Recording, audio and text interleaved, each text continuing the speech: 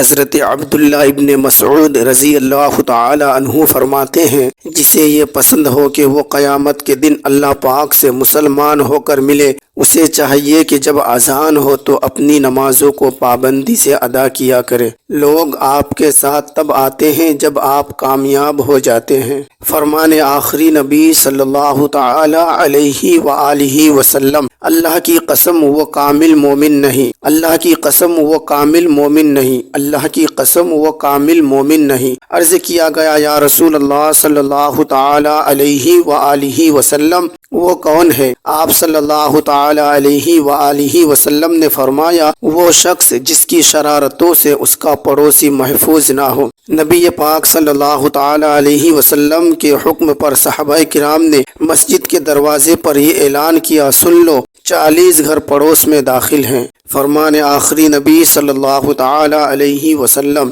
جمعہ غریبوں کا حج ہے اور عورت کا جہاد، شوہر کے ساتھ اچھی طرح رہنا ہے۔ حوصلہ اور صبر دو ایسی طاقتیں ہیں جو کامیابی کی کنجی ہے۔ فرمان مصطفیٰ صلی اللہ تعالی علیہ وآلہ وسلم، اچھی بات صدقہ ہے۔ شرح حدیث، یعنی صدقہ صرف مال ہی سے نہیں ہوتا، بلکہ ہر معمولی یعنی چھوٹی سے چھوٹی نیکی بھی اگر اخلاص سے کی جائے تو اس پر صدقے کا ثواب ملتا ہے۔ حتیٰ کہ مسلمان بھائی سے میٹھی اور نرم باتیں کرنا بھی صدقہ ہے۔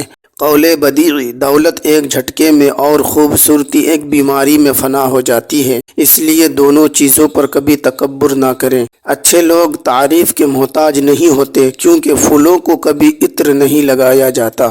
بہت کچھ ایسا ہے جو ہمارے دلوں میں ہی رہ جاتا ہے، اسے ہم نہ لکھ سکتے ہیں اور نہ کسی کو بتا سکتے ہیں۔ وقت ایسی تیز دھار تلوار کی مانند ہے جو ہر چیز کو کاٹ کر رکھ دیتی ہے۔ وقت کسی کا انتظار نہیں کرتا، ہو سکتا ہے پھر مہلت ملے یا نہ ملے، اس لیے یعنی مصروفیات کو ترک کر کے عبادت و اطاعت میں مشغول ہو جانا چاہیے اور توشہ آخرت تیار کر لینا چاہیے۔ آج جو دھوپ سکون دیتی ہے، کل اسی دھوپ سے جلن ہوگی۔ یہ درشاتا ہے کہ زندگی کے ہر دن ایک جیسا نہیں ہوتے، آج دکھ ہے تو کل سکھ ضرور ہوگا۔ قدر ایسا کیجئے کہ آپ کے آس پاس والوں کو جینے کا حوصلہ ملے، مرنے کا نہیں۔ گفتگو ایسے کیجئے کہ امید کے دیے جلے دل نہیں۔ وقت ایسا آ گیا ہے کہ آج کل لوگ دعاؤں میں کم اور چگلیوں میں زیادہ یاد کرتے ہیں۔ نماز قائم کیجئے، فجر گئی نور گیا، ظہر گئی دولت گئی، عصر گئی صحت گئی، مغرب گئی کامیابی گئی، عشاء گئی پرسکون نیند گئی۔ اپنی اولاد کو 3 اچھی خصلتوں کی تعلیم دو۔ نمبر 1، اپنے نبی صلی اللہ تعالی علیہ وسلم کی محبت۔ نمبر 2، ان کے اہل بیت کی محبت۔ نمبر 3، قرآن پاک کی تعلیم۔ دنیا اگر ہاتھ سے نکل جائے تو بندہ غریب ہو جاتا ہے، اور یہی دنیا اگر دل سے نکل جائے تو بندہ ولی ہو جاتا ہے۔ لوگوں میں خوبیاں ڈھونڈنا بھی ایک خوبی ہے اور عیب ڈھونڈنا بھی ایک عیب ہے۔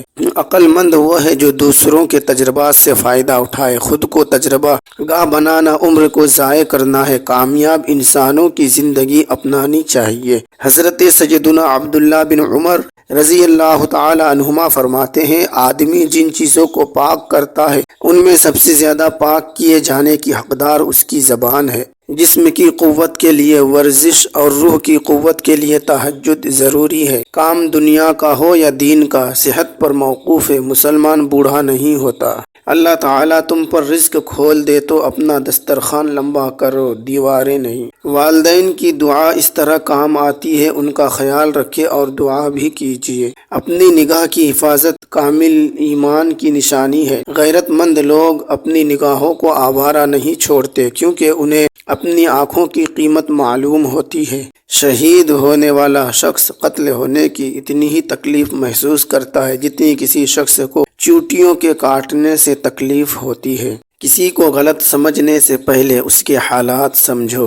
رزق اور عزت کسی کے اپنے اختیار میں نہیں، اللہ تعالیٰ جسے چاہے دیتا ہے۔ ہمیشہ کسی کام میں مصروف رہو، کیونکہ مصروف شخص غمگین رہنے کا وقت نہیں ہوتا۔ اگر انسان کو یہ بات سمجھ آ جائے کہ زندگی سفر ہے، منزل نہیں، تو اس کی زندگی کی تمام الجھنیں ختم ہو جائے۔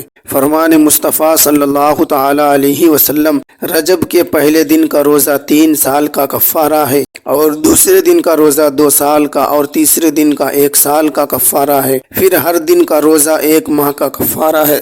یہاں گناہ کا کفارہ سے مراد یہ ہے کہ یہ روزے گناہ صغیرہ کی معافی کا ذریعہ بن جاتے ہیں۔